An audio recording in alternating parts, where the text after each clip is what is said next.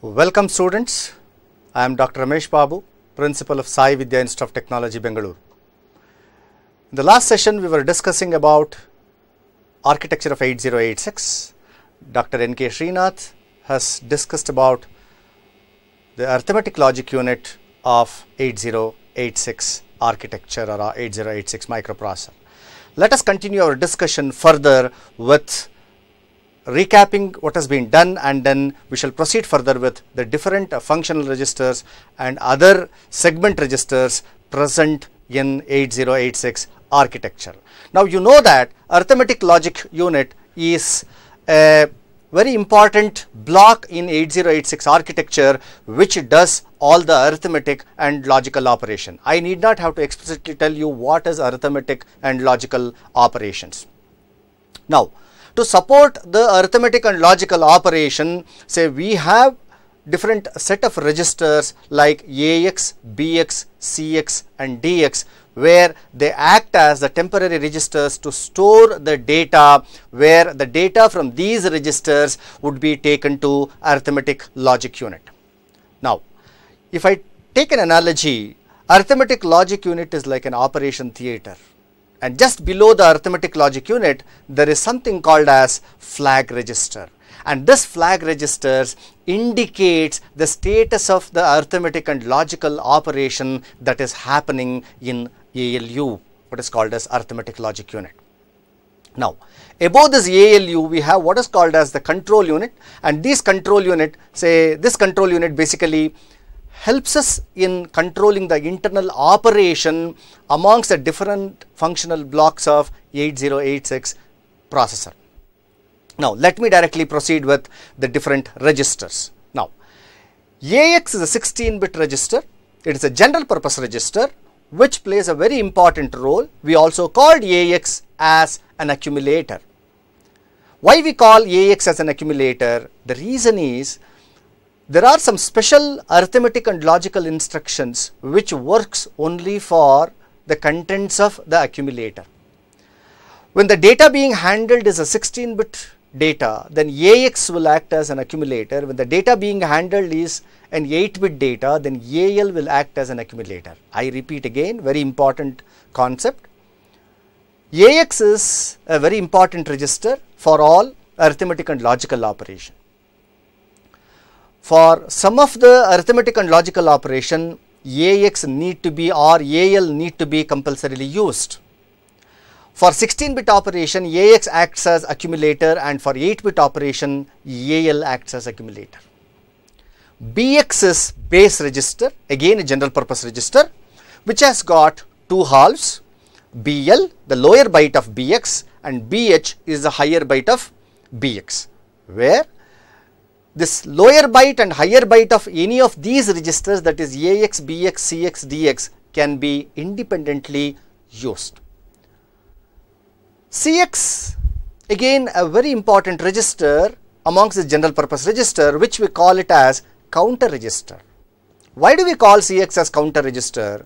The reason is there are some looping instructions in the instruction set of 8086 which particularly works for the content of CX. When you are trying to perform some iterative operations, then you need to load the count into CX register, and if you try to perform such iterative operations or looping operations, then that looping operations by default works on contents of CX. Again, CX has got two halves, CL and CH, where CL is again the lower halves and CH is the higher half. For some rotate and shift instruction, again CL will act as the counter register. Coming on to DX, we call DX as an IO register because, say, in input output operation, especially when we are trying to address the input output port indirectly, we use a DX register to specify the port address. Again, DX has got the lower half as DL and the upper half as DH. Now, these are all the general purpose register basically used by the microprocessor, say, for performing some arithmetic, say, and logical operation. So, I can keep my data in these general purpose registers where, say, these data which are present in the general purpose register will be taken to the ALU, and the operation like addition, subtraction, multiplication, division, say or your AND or XOR or NOT or any other say logical operations will be performed here, and based on the result obtained after the performing of arithmetic and logical operation, the flag registers will be set. However, the transfer of these data say from the registers to the ALU and updation of flag register, everything will be controlled by your control unit. Now, let us proceed further with the other registers. Now, you know that AX register is basically used for word operation. Say we can use AX register for word multiplication, word division and word IO operation. So, when you want to send the data out through the output port, when you are trying to interface your computer with some other external device, and if you want to transact the data, and if the data size is 16-bit, we try to place the data in the register what is called as AX register. AL is basically used for byte multiplication, byte division, byte IO, translation operation and decimal arithmetic.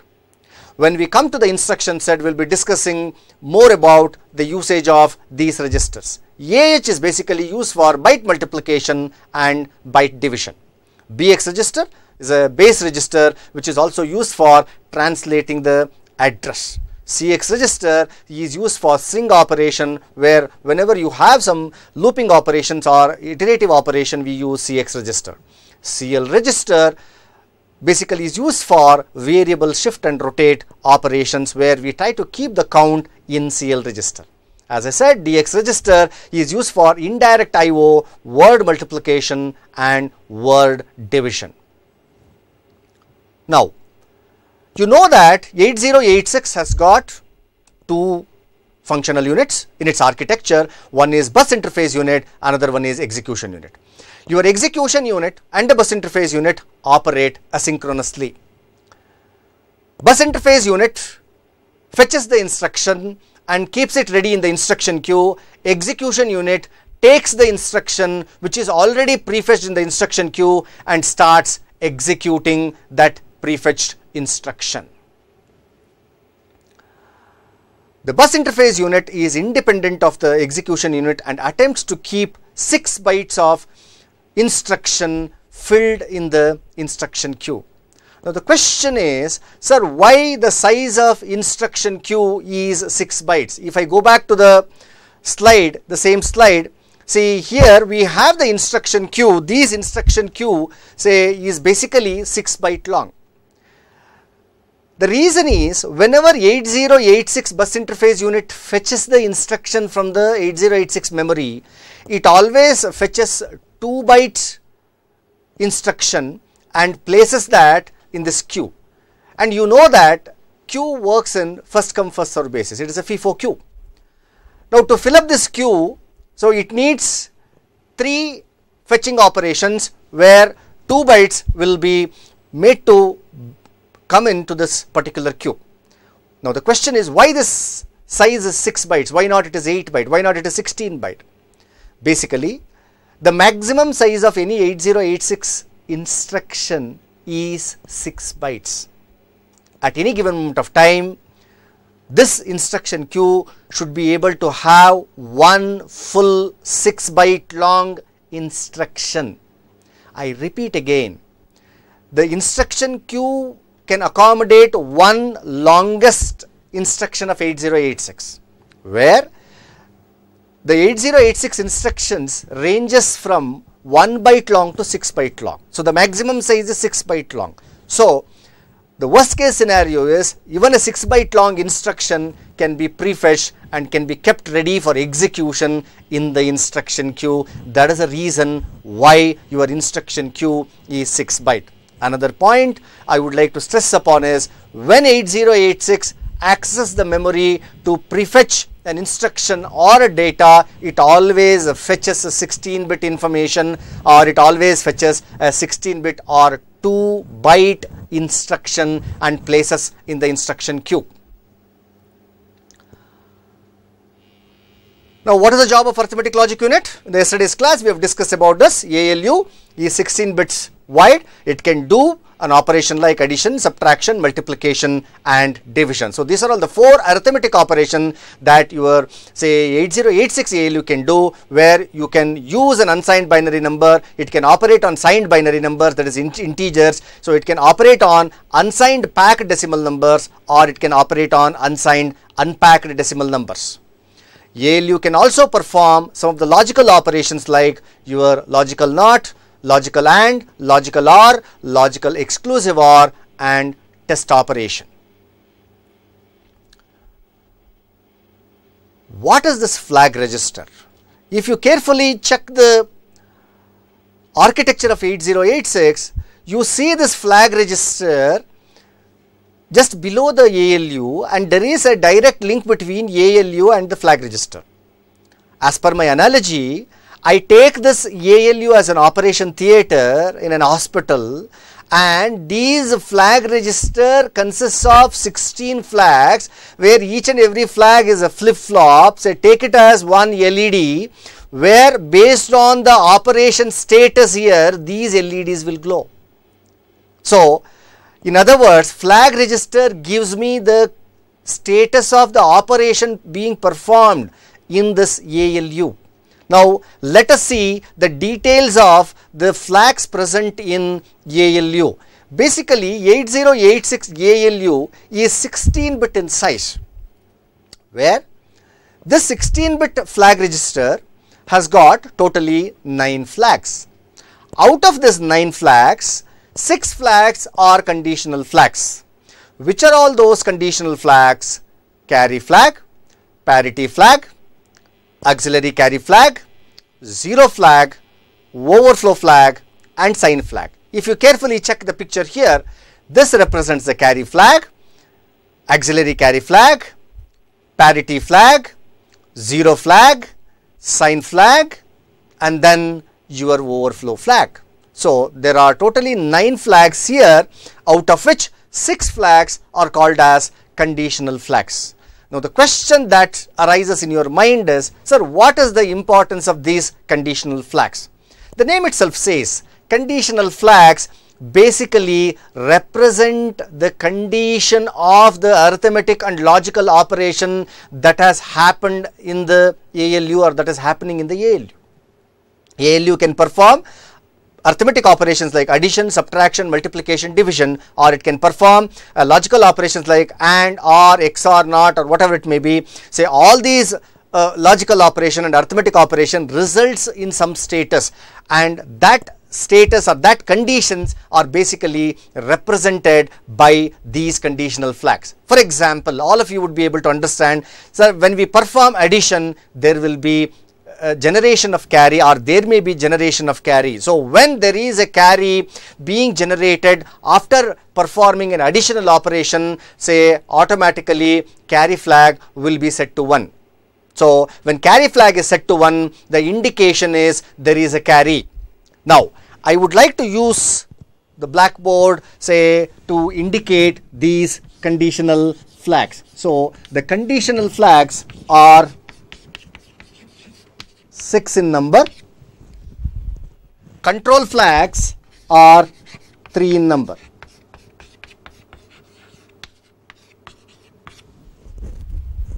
Now carry flag,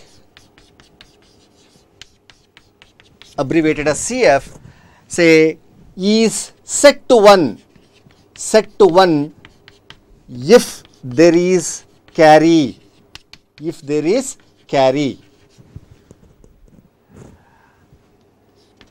it is reset, that is carry flag will become 0. So here carry flag is equal to 1.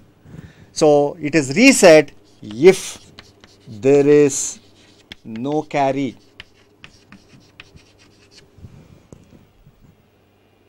Now the next flag is parity flag. Now parity flag is set to 1. So when we have an even parity result,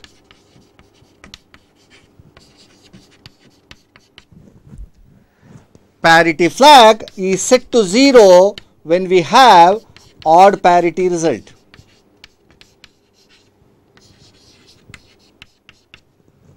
Now, what is this parity? Parity indicates the number of ones present in the result or in the given 8-bit number.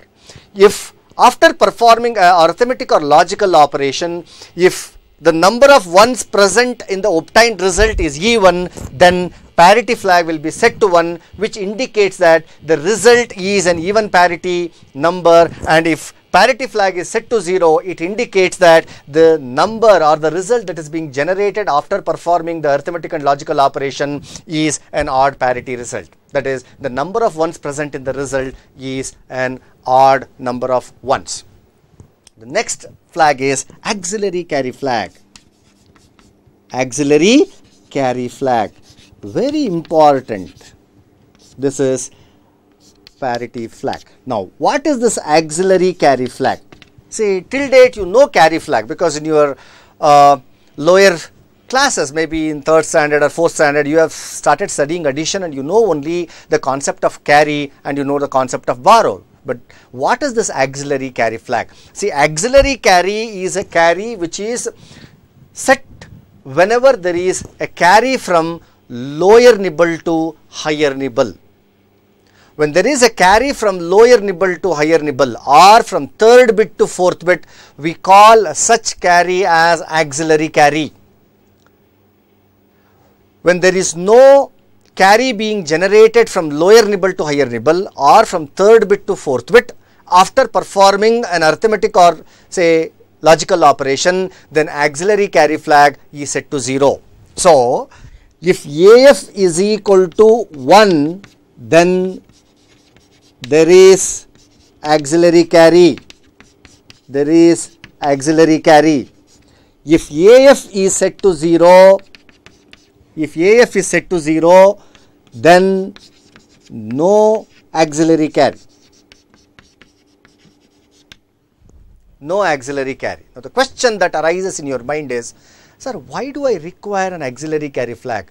Till date, I am not studied, I do not know anything about auxiliary carry flag, and I have not used, say, in any of my arithmetic or other operations, say, I have not come across or I am not very particular about this auxiliary carry. Why do we need this?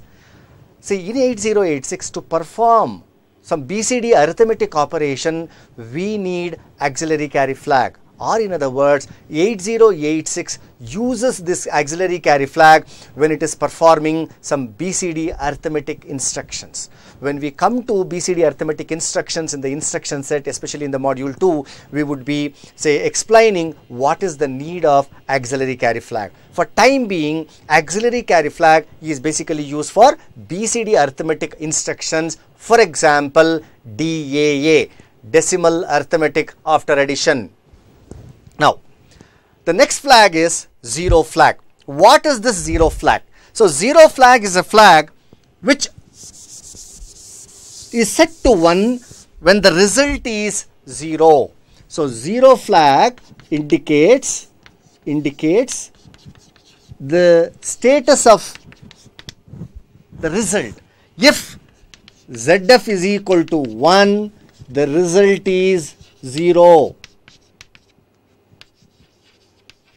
If ZF is equal to 0, the result obtained is a non-zero.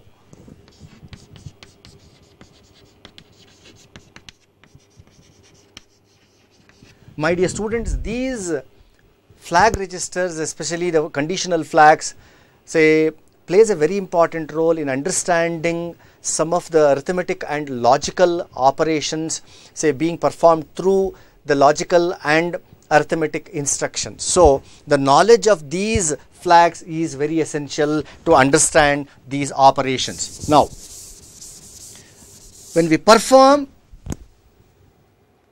any operation, arithmetic or logical operation, if the result is 0, then what happens?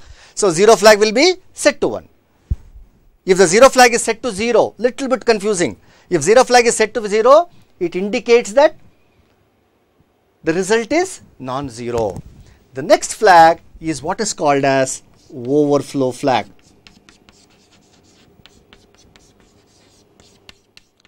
OF. we use overflow flag to indicate the carry that is generated in signed arithmetic operation. If OF is equal to 1, there is overflow. If OF is equal to 0, no overflow. The question comes into your mind is, sir, already you have carry flag for that. Then why are you talking about another overflow flag? Listen to me carefully, my dear students. Overflow flag comes into picture in signed arithmetic operations. The carry flag we generally take care or we use for unsigned arithmetic operations. Now, the next flag is what is called as sign flag. Sign flag basically indicates the sign of the result. Suppose if the obtained result is a negative number, how do you come to know that the obtained result is a negative number? You know that in signed operations or in signed numbers, most significant bit of the number represent sign of the number. If the sign of the number is negative, then the most significant bit will be 1. If the sign of the number is positive, then the most significant bit will be 0. So, if SF is equal to 1 after performing an arithmetic or logical operation, then result is negative. If SF is equal to 0, then the obtained result is positive. Now, if you carefully comprehend and try to analyze these conditional flags, say the name itself says all of them are trying to represent the condition of arithmetic and logical operation that is being performed.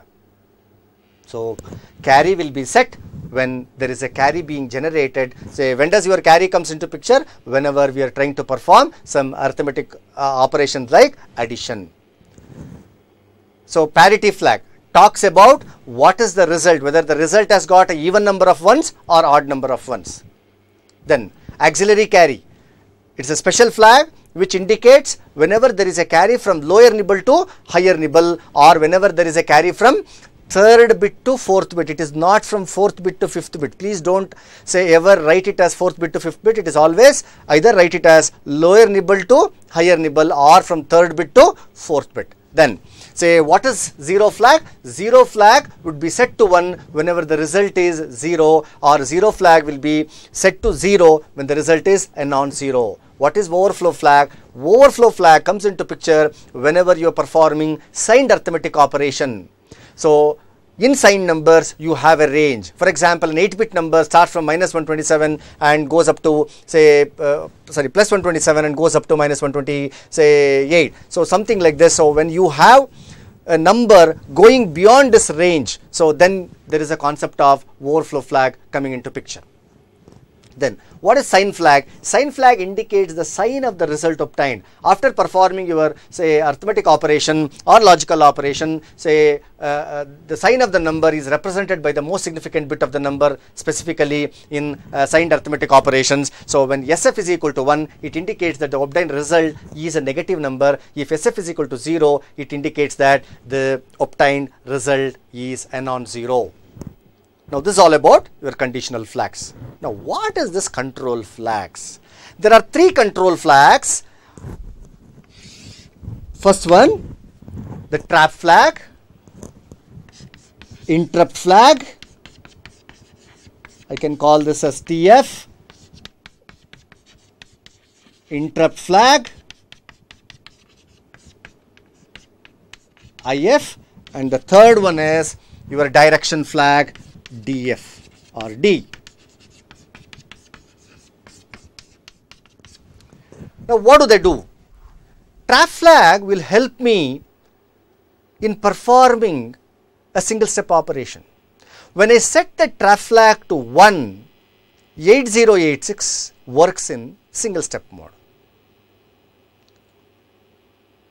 When you want to debug the program, then you need your processor or microprocessor to work in single step mode.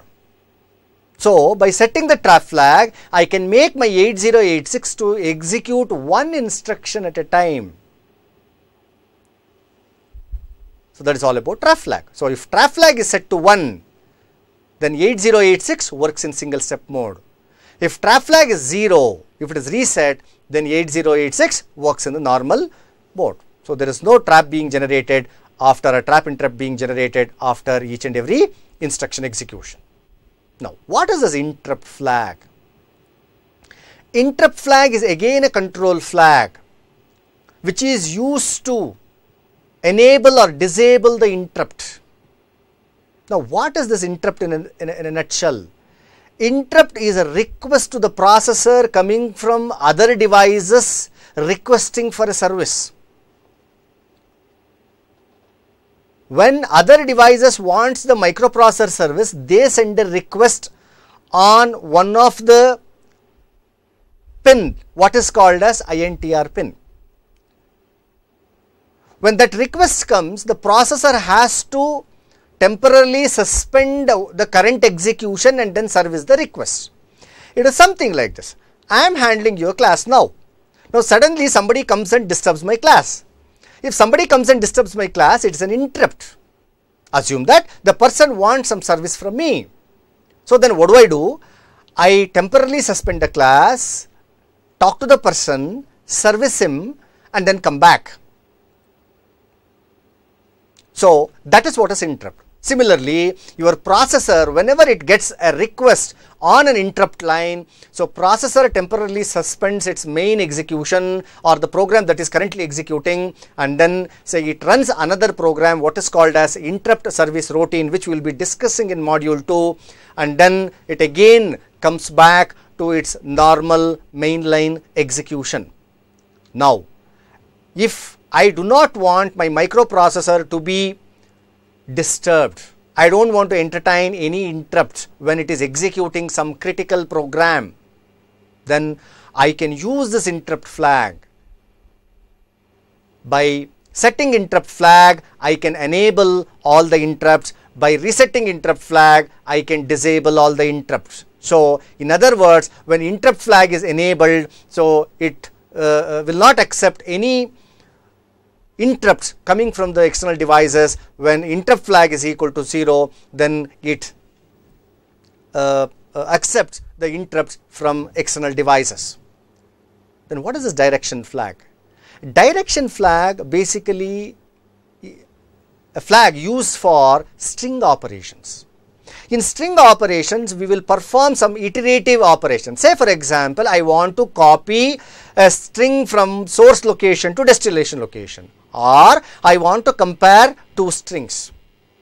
So the first operation is moving a string from one place to another place, or from source location to destination location.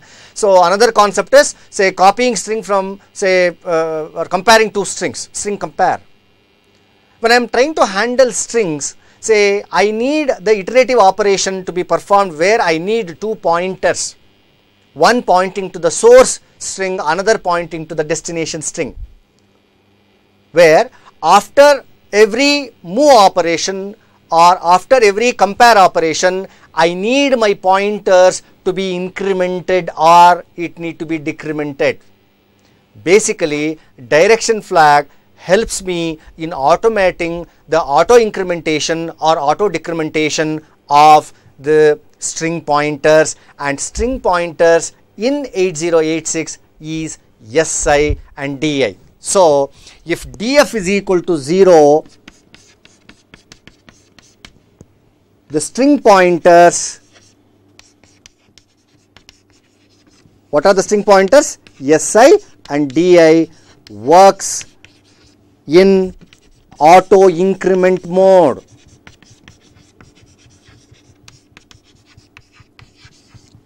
I mean to say, after comparing 2 bytes of string, I need not have to increment my 2 pointers. One is pointing to source string, another is pointing to destination string. They automatically get incremented.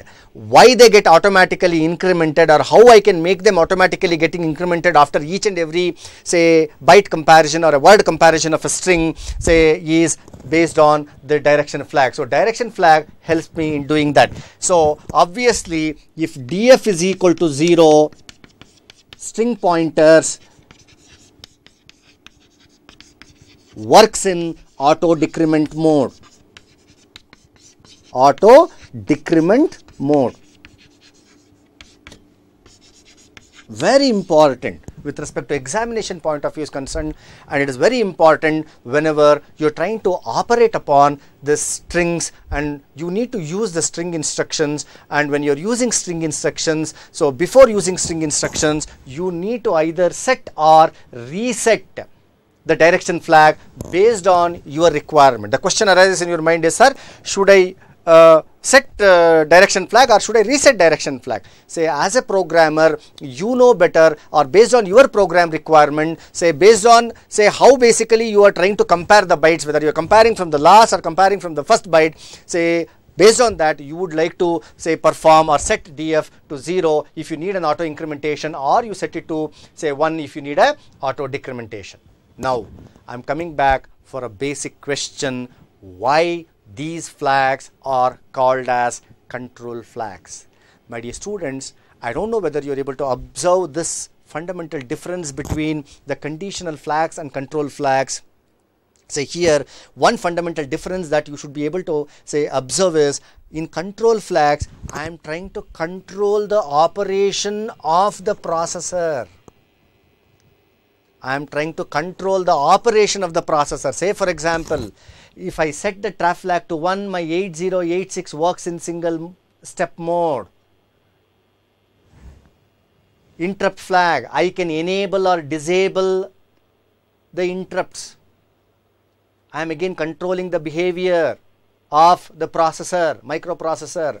Direction flag, when I am operating a string operation, if I need an auto incrementation of the string pointers, I will perform the auto incrementation of the string pointers, or I will try to perform the auto decrementation of the string pointers. Again, say I am trying to control the operation of the microprocessor.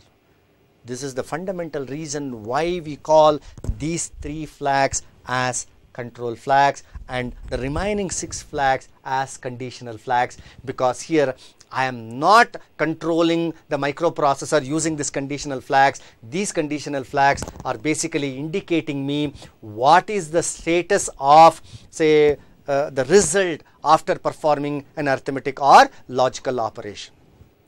Now,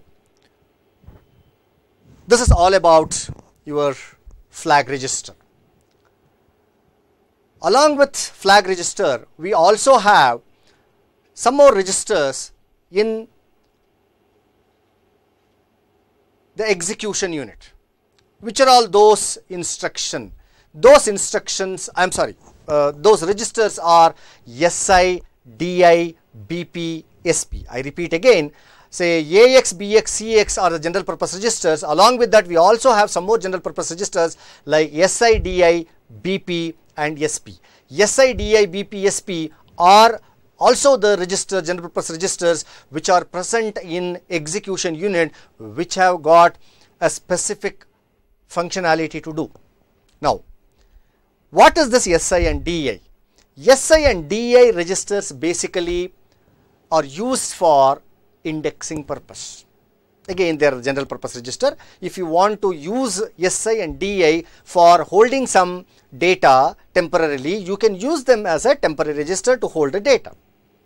But particularly, you can use SI and DI as index register. What is indexing? Indexing is pointing. So if I want a pointer to be created, I can go for SI, I can go for DI. Now, is there any other specific functionality of SI and DI?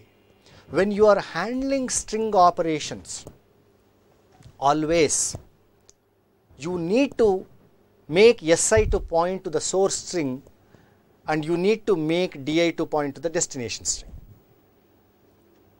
Sir, what is this source string and what is this destination string that you are talking about? Assume that you have VTU, you have Belagaum. VTU is one string, Belagaum is another string. Now, I want to compare these two strings. If I want to compare these two strings, then I need a pointer pointing to this source string and I need another pointer pointing to this destination string. So, in that case, I need to make SI to point to the source string and DI to point to the destination string. So, remember, when I talk about string operations, SI points to source string and DI point to destination string. Then we have another register what is called as BP and then SP. What is this BP and SP? Basically, this BP and SP is being used for pointing. The name itself says BP is base pointer and SP is stack pointer.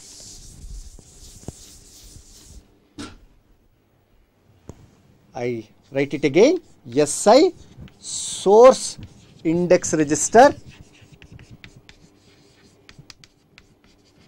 DI destination index register.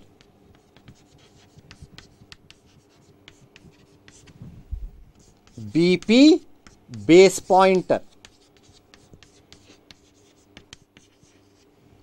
and SP stack pointer.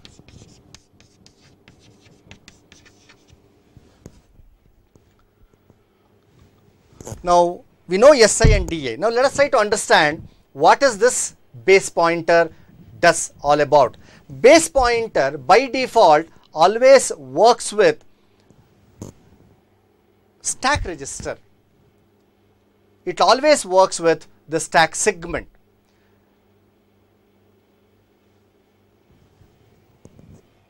Your SP again will always works with stack segment. SP will always point to the top of the stack, which you already learnt in data structure, that say there will be a top pointer which will be pointing to the top of the stack. Now, SP will always be pointing to the top of the stack.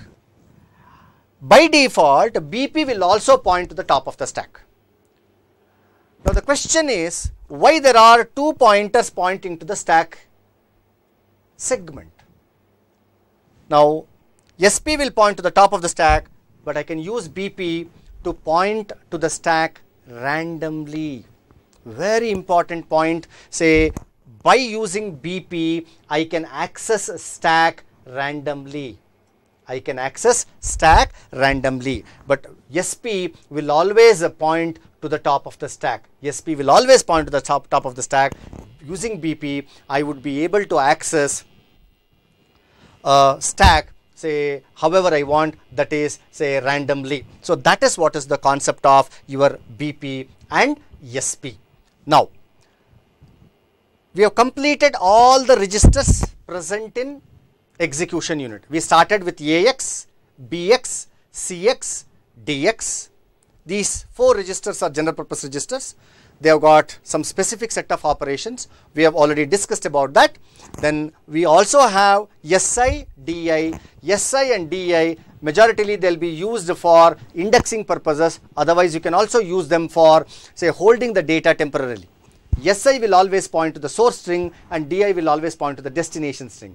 My dear students, remember always the source string will be in data segment and your destination string will always be in extra segment. I repeat again, in other words, when you are performing string operations, in 8086 SI will always point to the source string, where source string will always be present in data segment, and DI will always point to the extra segment, where say your destination string will always be present in extra segment. Now, say where are the segments is what is the question. Now, 8086 works with 4 segments. What is this segments? Segment is a module of memory. You know that 8086 can work with 1 MB of memory space, where that 1 MB of memory space is divided into 4 segments.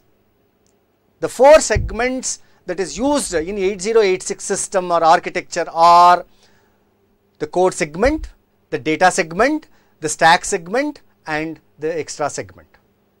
Now when you have 4 segments being used in 8086 memory, these segments are part of your memory. Say for example, this is my code segment and this is my data segment and this is my extra segment, say, and this is my stack segment. Above this I have some more space, say, where this space, say, is used by the processor for some other operations. Now I have totally 4 segments and this is my memory.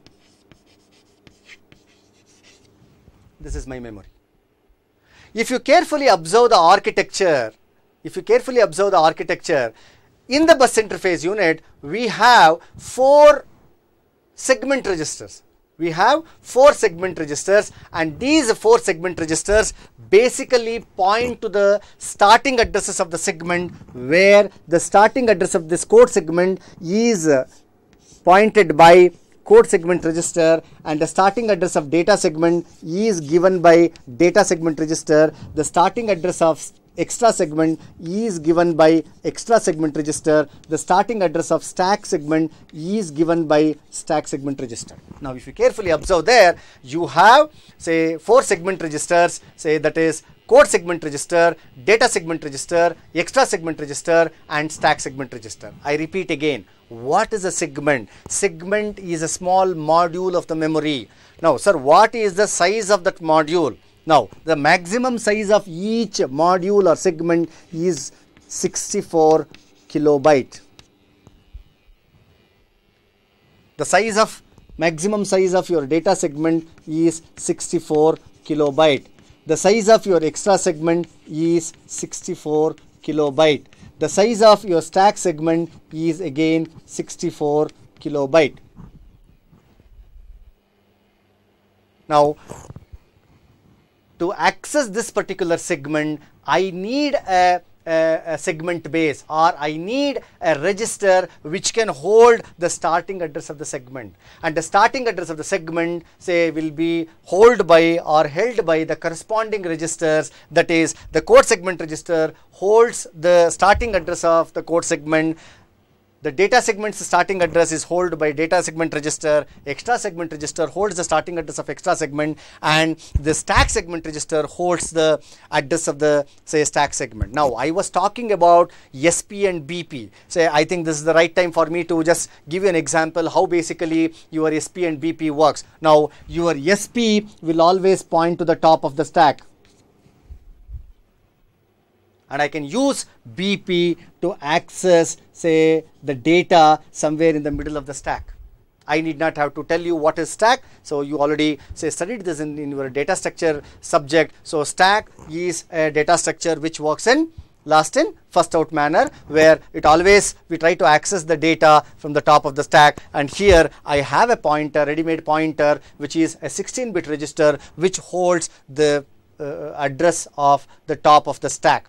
So I have another register which by default works with the stack segment. That is what I was, say, iterating, say, where BP, which will be used for random access. This is a very tricky and important point, where in some of the papers they will ask, how do you access stack randomly? Because till date you know that stack can be accessed only from the top of the stack, but here there is a possibility of accessing stack randomly, not using SP but using BP.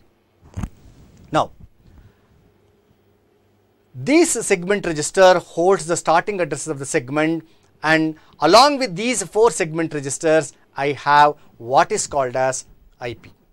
Now the question comes to your mind is, sir, we could have had this 1 MB of memory space, 1 MB of memory space acts as one space. Why are we dividing this memory space? That is what is segmentation. Dividing memory into smaller units is what is called as, say, segments, and the process of dividing that memory into segments is what is called as segmentation. See, simple concept of segmentation is divide and conquer. I am trying to, say, segregate my information.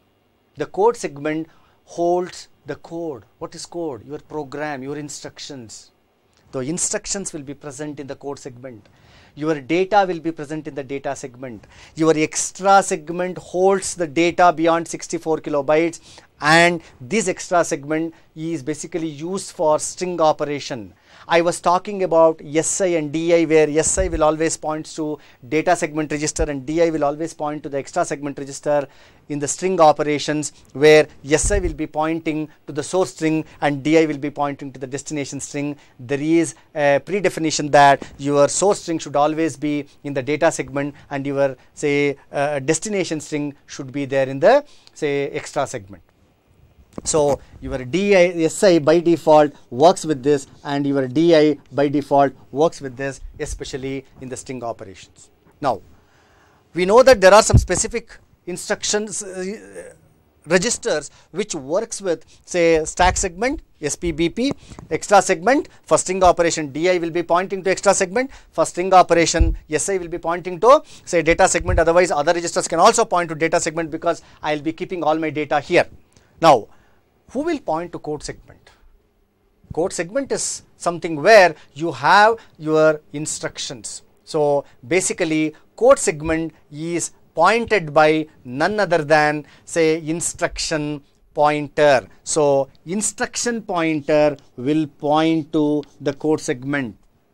Now the question comes to your mind is, sir, what is the job of this instruction pointer? The job of the instruction pointer is, it is a 16-bit register, say, which contains the 16-bit address pointing to the next instruction that has to be fetched. It always adds this 16-bit displacement or the offset with the base address. Means the physical address is calculated by adding CS, which has got the segment base, with IP, which has got the offset. So by adding these two, we would be able to calculate the physical address of the next instruction to be fetched and stored in what is called as instruction queue. You know that instruction queue is a 6-byte instruction queue. So we try to prefetch the instruction from the code segment and we try to put it into instruction queue. So your physical address is basically calculated by adding, say, the offset address. Say, for example, your instruction may be somewhere here. Your instruction may be somewhere here. So this instruction is basically pointed by your IP. So by adding these two, we would be able to, say, get the address of these instructions. And then this will be fetched from the memory and it will be brought and it will be placed in the instruction queue. And this process of prefetching the instruction is what is called as pipelining. Now, in whole of this session, let me recap what is that we have discussed. We started with the concept of the architecture. So architecture of 8086 has two functional blocks, bus interface unit and execution unit, where bus interface unit, say, basically interacts with the outside world, and execution unit performs the operation of, say, arithmetic or logical operations would be basically executed in the execution unit.